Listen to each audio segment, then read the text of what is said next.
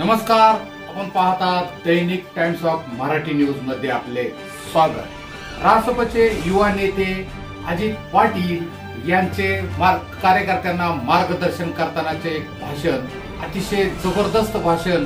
हे भाषण इतकं व्हायरल होत आहे, तर पाहूयात अजित पाटील आपल्या कार्यकर्त्यांना आपल्या भाषणातून मार्गदर्शन करत आहेत ते पाहूया। आज जर खासदार असते तर हे चित्र वेगळं दिसलं असतं। राजकारणामध्ये एक पद्धत आहे, चलती का नाम गाडी।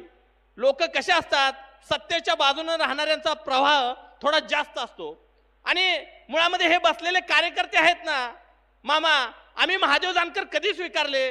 मी तरी 2009 ला जानकर साहेब लोकसभेला उभारले त्यावेळेला मी युवक आघाडी विद्यार्थी आघाडीचा शहराध्यक्ष झालो जतचा। 2009 ला माझ्यापेक्षा अधिक म्हणजे कार्यकर्ता जबाबदारी 2009 ला मला मिळाली। मी 2009 पासून पक्षाच्या पदावरती जबाबदारी म्हणून काम करतोय। आम्हाला तुम्ही काय दिलं न दिलं तरी पक्षासोबत राहणारी ही निष्ठावंत माणसं आहेत। पण अशी परिस्थिती आहे, आम्ही ज्यावेळेला महादेव जानकर स्वीकारले त्यावेळेला ते आमदार नव्हते।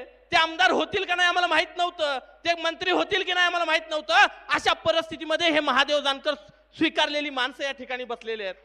ह्याच्या नंतरनं अनेक माणसं तुमच्याकडे आली, भले ती तुमची राज्याची नेते झाले असतील, तुमचे कुठ नेते झाले असतील।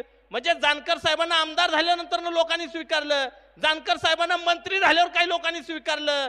त्या असतील नसतील आम्हाला माहित नाही, परंतु जानकर साहेब काही नसताना आम्ही महादेव जानकर स्वीकारलेत। आम्ही फक्त महादेव जानकर विचारावरती आणि राष्ट्रीय समाज पक्षावरती प्रेम करतो।